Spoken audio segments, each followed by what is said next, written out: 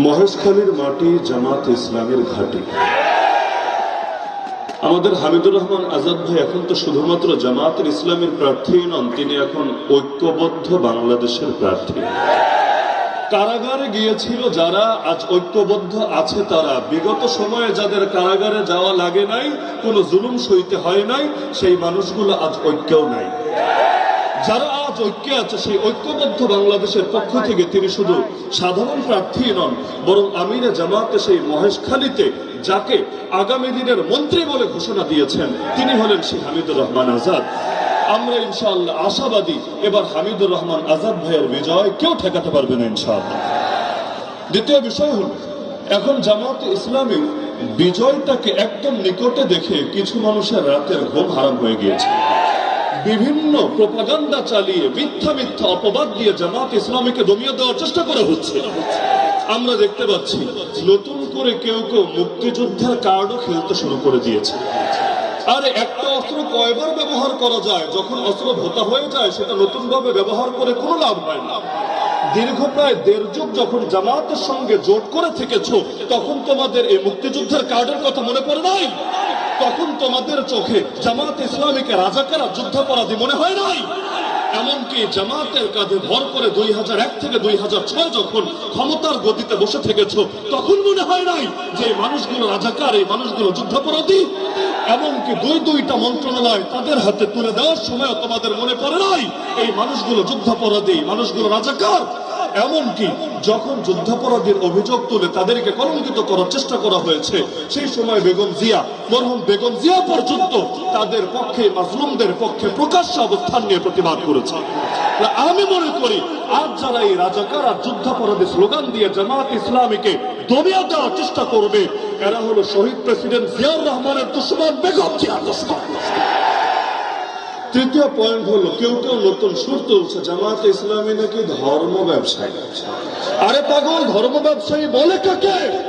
জামাত ইসলামীর প্রার্থীরা নির্বাচন আসলে নতুন করে মাথায় টুপি লাগান, নির্বাচন আসলে নতুন করে গায়ে পাঞ্জাবি পরা শুরু করে না, নির্বাচন আসলে নতুন করে তারা নামাজি সাজে না, বরং নির্বাচন আসলেও যেমন সারা বছর থাকেও তেমন।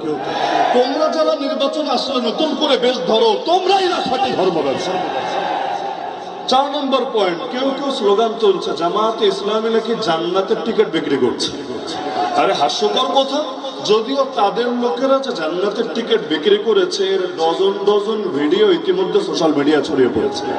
এর চাইতে মজার বিষয়, জামাতে ইসলামী জান্নাতের টিকিট বেচবে কিভাবে?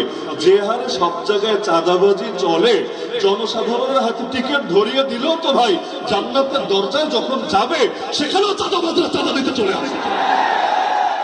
যেভাবে সব জায়গায় দখলবাজি শুরু করেছে, ওরা তো পারলে আমাদের আখিরাতের জান্নাতেও দখলবাজি চালানোর চেষ্টা মনে হয় শুরু করে দিবে।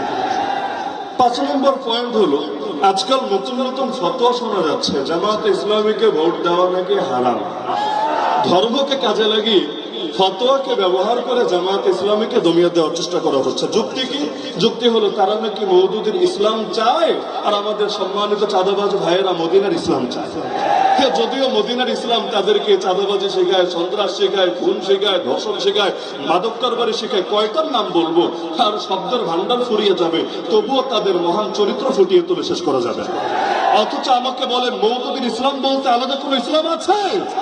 আল্লাহ নবী যে ইসলাম নিয়ে এসেছেন সেই ইসলামই তো আমাদের সকলের ইসলাম, নতুন কোন ইসলাম নাই আমাদের মাঝে। এমনকি সবচাইতে বেশি বলা হয় আমরা নাকি নবী বিদ্বেষী, সাহাবী বিদ্বেষী। নাউযুবিল্লাহ মিন যালিক। আপনারা নবী বিদ্বেষী না নবী প্রেমী? আপনারা নবীদেরকে পাপী মনে করেন না নিষ্পাপ মনে করেন? আপনারা সাহাবীদের বদনাম করেন না সাহাবীদের আদর্শ ধারণ করেন? আরে আজকের এই মহেশখালীর জনসমুদ্র দেখে যাও, মিডিয়াকে সামনে রেখে সারা দেশকে শুনিয়ে দিতে চাই, আজকের এই জনসমুদ্রকে একবার দেখে যাও। এই মানুষগুলো প্রকাশ্যে আল্লাহ নবীর পক্ষে এবং তার সাহাবীদের পক্ষে নিজেদের অবস্থান ব্যক্ত করেছে। সুতরাং খবরদার, খবরদার, আগামী দিনে প্রোপাগান্ডা চালাতে আসবে না।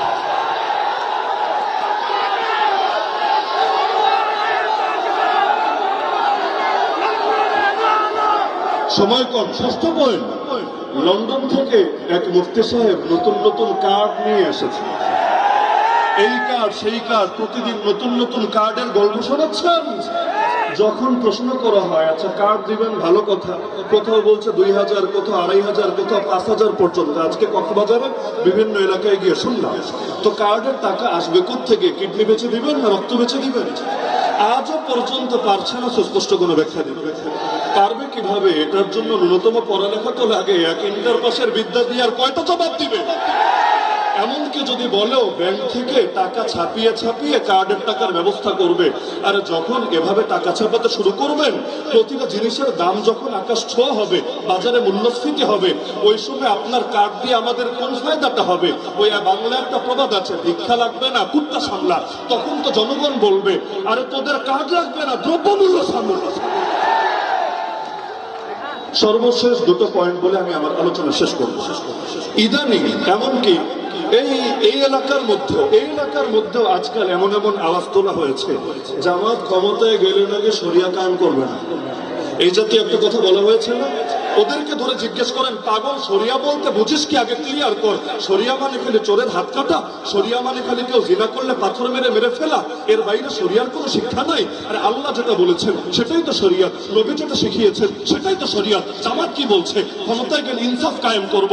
ইনসাফ কি শরিয়াত না? বৈষম্য দূর করব, এটাকে শরিয়াত না? গরিব দুঃখীর হক আদায় করব, এটাকে শরিয়াত না? নারীদের ইজ্জত নিয়ে কাউকে ছিঁড়ি মেরে খেলতে দেবো না, এটা শরিয়াত না? আরে তোমরা শরিয়াত বলতে বোঝাও কি? শরিয়াত বলতে বোঝাও কি? এমনকি তারা যে প্রলোভন দিচ্ছে ক্ষমতায় গেলে তারা শরিয়াত কায়েম করে উল্টিয়ে ফেলবে। এটা কোন শরিয়াত? গতকালও তো আমি দেখেছি, আমি নিজ কানে ভিডিও, সরাসরি তো ছিলাম না, এই মাঠের কথা বলছি। এই মাঠে আমার নাম ধরে নিকৃষ্ট ভাষায় গালিগালাজ করা হয়েছে নাকি হয় নাই? আমাকে আজকে এখানে আসতে দিবে না এরকম ঘোষণা অথর্ব দিয়েছে নাকি দেয় নাই? এই গিবত করো তোমাদের শরিয়াত, গালিগালাজ করো তোমাদের শরিয়াত, হুমকি ধমকি দেওয়া তোমাদের শরিয়াত, গুন্ডামি রাস্তারি করো তোমাদের শরিয়াত। বেটা ফাজিল ভোটে টাকা দাও না। যতদিন একসাথে থাকো তখন কোনো দোষ নজরে পড়ে না, যখন আলাদা হও তখন ফতোয়া দিতে দ্বিধা করো না। মনে রাখবেন, আমরা ফতোয়াকে বিশ্বাস করি, কিন্তু ফতোয়া দিয়ে কেউ যদি ইসলামের জাগরণ, বাংলাদেশ পন্থীদের জাগরণ রুখে দিতে চায়, আমরা তাদেরকে সুযোগ কিছুতে দেব না।